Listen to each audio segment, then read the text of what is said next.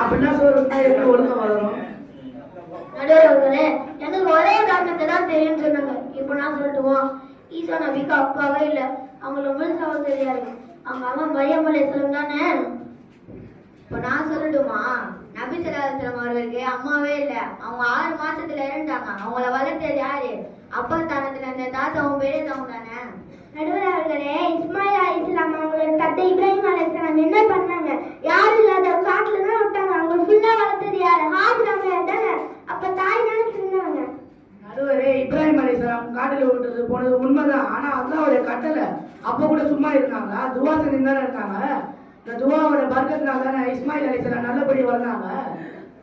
துவா செஞ்சுட்டா போதும். அப்போ பெத்தருக்கு துவா செஞ்சுட்டா போதும். ஏண்டா மூசா அலைஹிஸ்ஸலாமுக்கு ஃபிரௌனுடைய மாளிகைக்குள்ளேயே போய் தைரியம் கொடுத்து நபியாவே வளர்த்தது யாரு? அவங்க அம்மா தானே.